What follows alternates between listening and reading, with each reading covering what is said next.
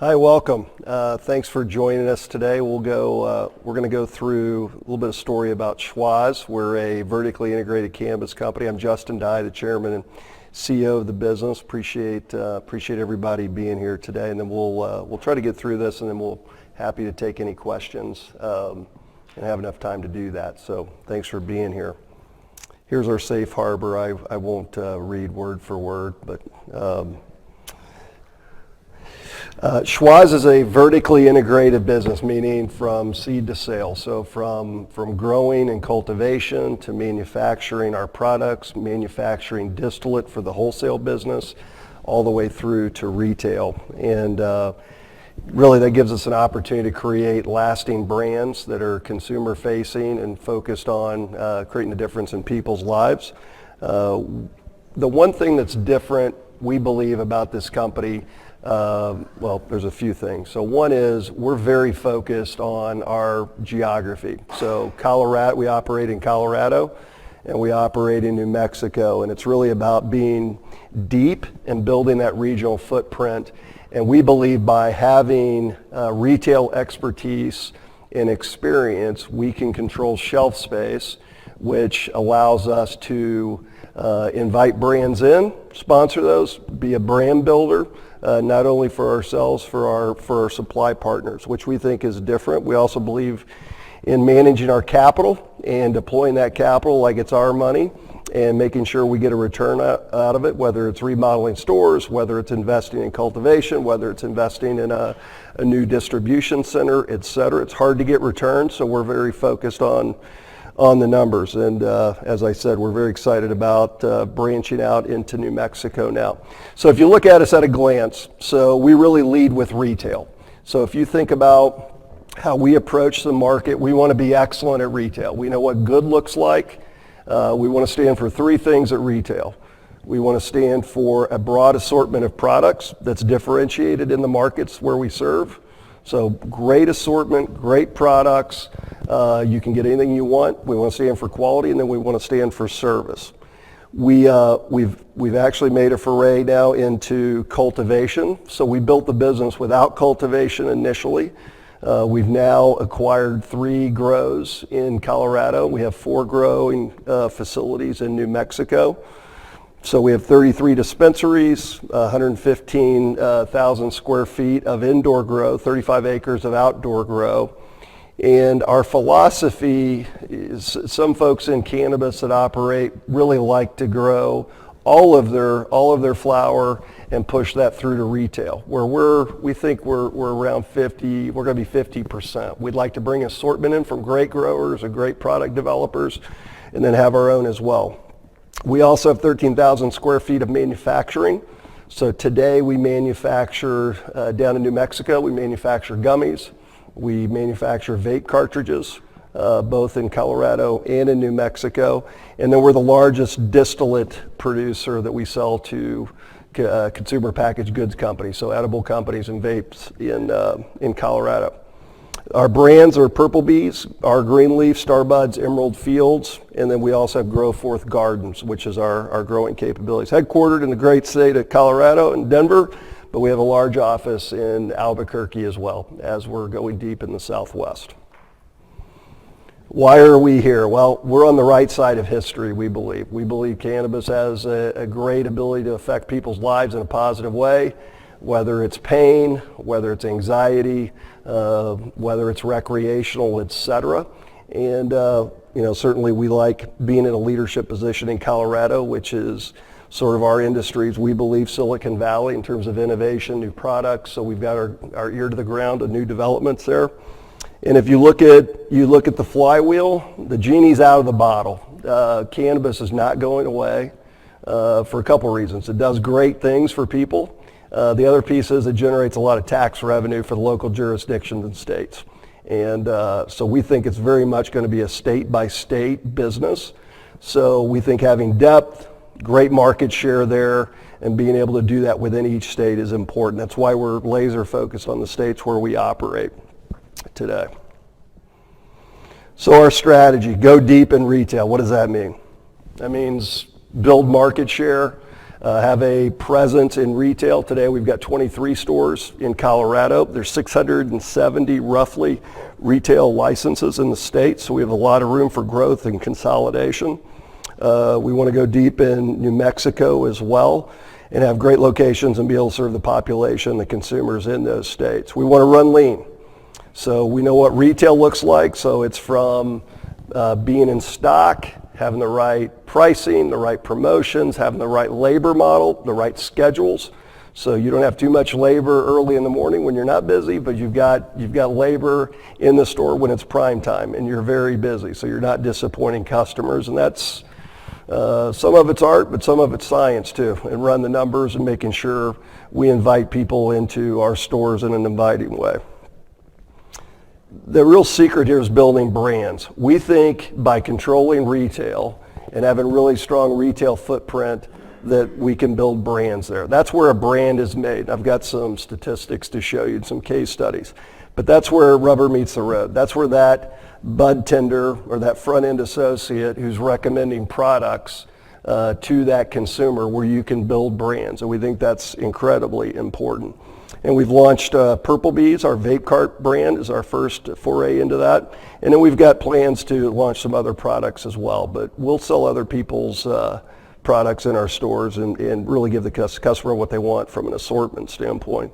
And then measure and manage. We've invested heavily in data analytics so we can run promotional effectiveness. When you promote item A on ad during a week, you can see what happens to the general categories, whether it be edibles, pre-rolls, concentrates, flour, etc. And we can give that to the consumer or the manufacturing company so they can see how they're moving more sales, etc. So that data is incredibly valuable, and we've invested in that, so we'll continue to share that with them. And then, of course, we've got the consumer data, which is very important as you think about new product development, etc. So I said this a little bit earlier, so why does going deep, why does that matter? And I guess I would compare and contrast this. This is an alternative strategy, so certainly in cannabis you're aware of limited license states. If you look at new states coming online, such as Illinois, Michigan who's maturing, you look at New York, you look at Massachusetts, New Jersey, Pennsylvania, Virginia, those are all coming online. We're in a what we think is a sophisticated market. It's about a $2.5 billion market in Colorado. And we think that really matters, having retail square footage, having the 23 stores. We're going to continue to do acquisitions as well as new stores. And effectively, that gives you a lot of say in how products are priced, promoted, what new products come to market. And if someone is looking to launch a product or a brand by having that market share, they've got to come to you if they want to really drive the needle and build that brand. So we think that's very important. Shelf space, so we allocate, and we'll show you some examples of how we allocate shelf space. Number of facings, so how many units do we put up of an edible brand versus a flower brand versus a pre-roll brand, and then you can see what happens to sales, gross margin, etc., not only for us but for the manufacturer as well. And obviously giving consumers a choice is important. Some of our competition, they will sell only their flower. They will sell only their edibles brand, a gummy brand per se, or they might be locked into one of their own pre-rolls, etc. We really want to give the customer variety, and so they can come in and pick whatever they want. If they want connoisseur flower, they can do that. If they want to come in and get a select at $99 a gram, they can do that within our stores as well. So really offering people what they want at a price that they want. And the quality they want. So our house of brands. So we think, as we said, retail is really important to lead with that. Then you build very efficient supply chain and operations behind that, and that gives you the privilege to start launching your own product brands and to partnering with other people. So Purple Bees, we've taken that from really zero share to now it's got about 30% market share in the vape cart space in Colorado. We're doing the same thing in New Mexico. So that ability to create a brand is very, very important. And obviously brands trade at premiums to retailers, and we think that's really important in creating value. Emerald Fields is our Canna Boutique. It's an upscale, kind of a more luxurious, feminine concept in Colorado. That's something that we're going to continue to do. That's a little bit different customer than our STARBUDS customer, which is more mainstream. And then our Greenleaf is our go-to-market banner in the front of the store down in New Mexico. We're really excited about New Mexico. We think we bought the best retailer. We've switched from medical over to recreational April the 1st. So we had a very busy day yesterday. I don't think I could say this, but I'll just say we had a very good day yesterday. So we're excited about that.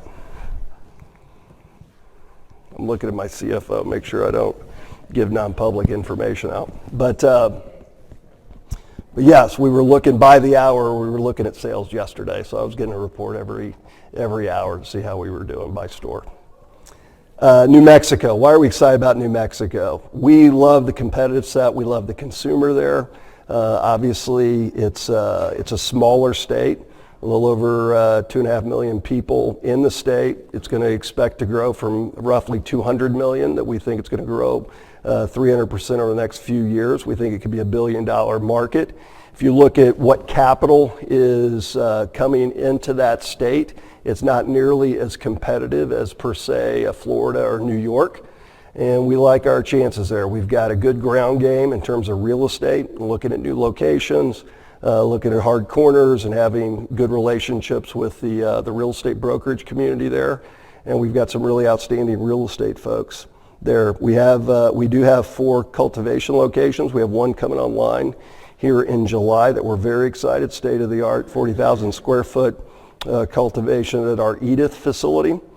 And then we have manufacturing as well, and we're repositioning the manufacturing. They were manufacturing a number of SKUs, and we're gonna rationalize the number of SKUs that we're manufacturing there to really go after the greatest volume with the best margins and things that are gonna make a difference in the market. So we're very excited about New Mexico. Super regional footprint. So if you look at it visually, where are we? So you can see we're in the 25 corridor there.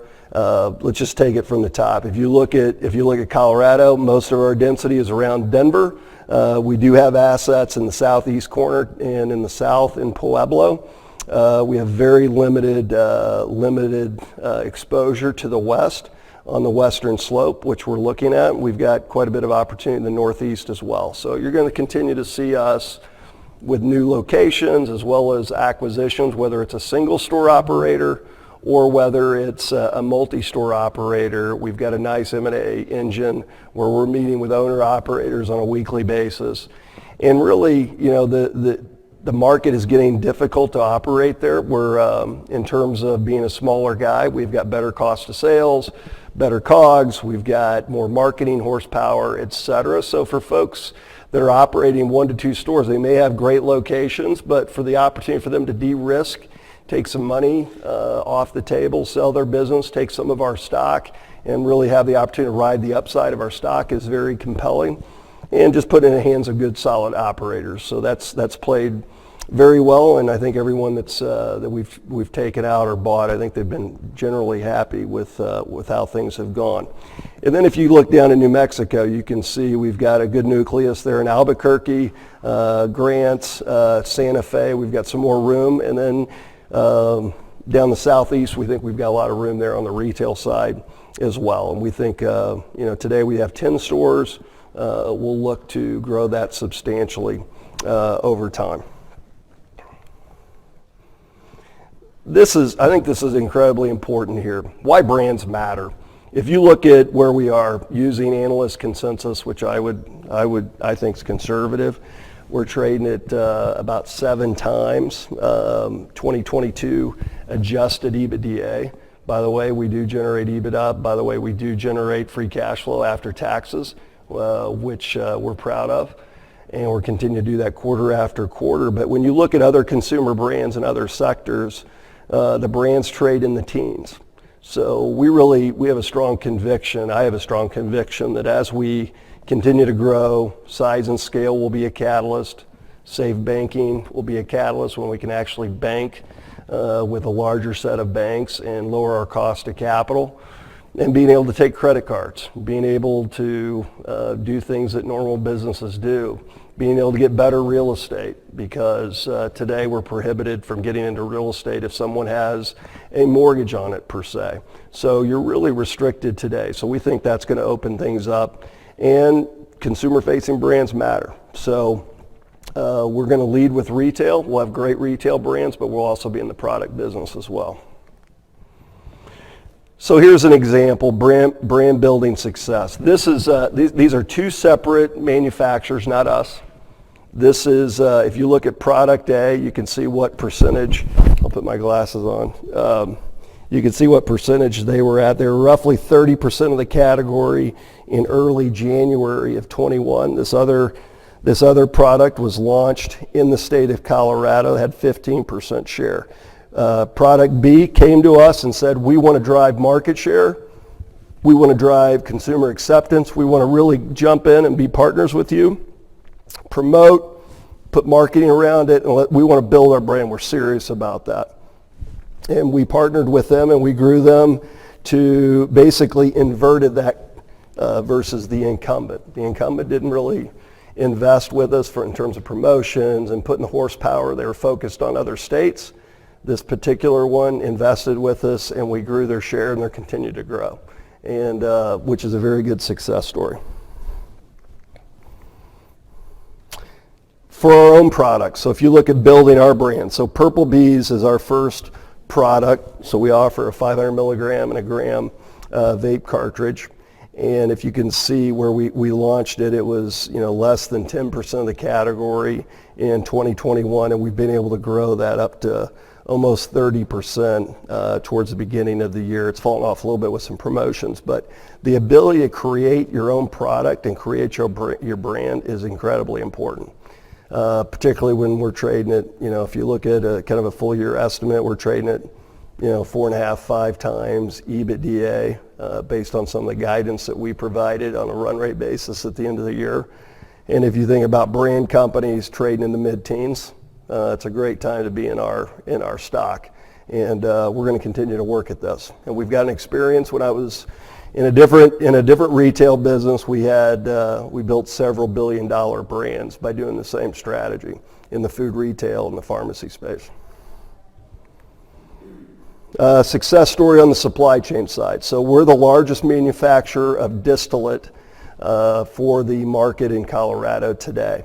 And so we started out a little less than 100 kilograms a month. And we've been able to dial that up to, we produce almost 300 kilograms a month now and sell through that. And we've doubled the capacity there. So we are the distillate producer. We do have some good competitors there, but we continue to drive that. And that's really been through two things: driving productivity, cost per gram. We've got lean manufacturing skill sets there, Six Sigma. As we look at quality, we look at cost, we look at process flow, et cetera, and being able to source effectively. And we're going to continue to build that business. I think there's a lot of upside in the state of Colorado and New Mexico for that matter. MESA Organics. So this is a story about improving gross margins. We bought MESA Organics, bought 4 stores back in 2020, and you can see their gross margins were about 50% when we took over. And we've been able to drive that up 370 basis points over time. How'd we do that? It's the 4 P's of merchandising. So it's product, it's placement, where is it at on the shelf, it's promotion, it's pricing, and then being able to do the things that we do on a cost of goods. So we consolidate purchasing, we look at what the cost structure is, what they're buying goods at, et cetera, and then we bring the vendors in and we talk with them about how we grow their business, but they've got to get us a break on price and promotion. So that's been very successful, both on the merchandising side and on the cost of goods sold side. STARBUDS. So we bought 13 stores, very well run, 13 different stores, different ownership structure, and we've been able to improve their gross margin since we've taken over 490 bips, almost 5% increase, where we're running in the high 50s now from a gross margin perspective. And once again, that's through our operating playbook. That's product, that's promotion, that's price, that's placement. It's going out, working with the vendors to negotiate better cost of goods. We're launching a new distribution center here in July that will lower our transportation costs and our ability to buy in. So we continue to lower the cost of goods and continue to create those pools of capital and profit to be able to invest in the business. Once again, this is cost of goods, all data driven. Where we've been able to take COGS down considerably as we've taken over these businesses. Our team's a good team. We're better together than we are individually. I will tell you that. The team works great together. We've got a really talented team, and they want to win. They want to deliver good shareholder value. We've got great expertise at retail, manufacturing, and on the growing side, Nancy Huber, my partner, she's our CFO, has done a great job of really professionalizing accounting and FP&A and finance. And Joanne's working closely with her on the investor relations side. We've really worked hard on building a business that's fundamentally sound, that delivers cash flow after taxes. And now it's sort of our coming out party where we're doing more of these sort of sessions as we share who we are and what we're doing. Making a difference. It's incredibly important to us that we are good stewards, good partners in our communities. We're doing the right things. We're looking at sustainable packaging for a number of our products. For instance, recycled plastics out of the ocean that many of our younger consumers care about, how we're treating the environment and things that we're doing from a recycling perspective, et cetera. Just to give you an example. Our current capital structure, you can go out and look at the financials there, but in general, we've got we've got about $50 million of cash on the balance sheet, net debt of approximately $120 million. We've got a good balance sheet. We've got plenty of cash to do acquisitions, and we're going to continue to do that, and we're generating free cash flow. Peer comparison versus the sector, we're in the green on the left-hand side. As probably most people at this conference, we think we're very undervalued. So we think it's a good time to get into the stock. We trade it on an analyst consensus basis about 7 times, a little over 7 times EBITDA 2022. And really this one, we think this is a great story. So fiscal year 2020, we did $24 million of revenue. Last year we did 108. We grew from 100 employees to 700 employees in a year. We've integrated those acquisitions. They're all on the same operating system, all on the same point of sale, all on the same ERP, same pay, salary banding, et cetera. So we've got a very good integration team to be able to do that. And of course, adjusted EBITDA went from negative $7 million when we kind of started the business to we generated $32 million of EBITDA last year. And then you can see the growth curve. We grew 352% last year. We're projected to continue to grow, not quite at that rate as we get size and scale, but year over year, if you look at consensus, it's still got us growing at almost 70%. And back to why are we here? We think we're on the right side of history here. We think this is, cannabis has a lot of value for consumers, whether it be pain management, anxiety, depression, et cetera. We're seeing that on the medical side as on the recreational side.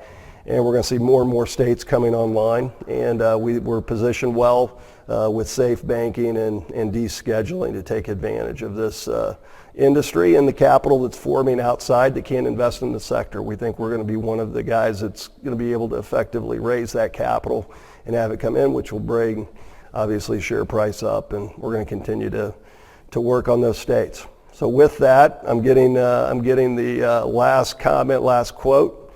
So I guess I ran out of time. I guess we don't. Do we have time for questions or no? Nope, he's cutting me off. So we'll do it after the session. Thanks everybody for being here. Appreciate it.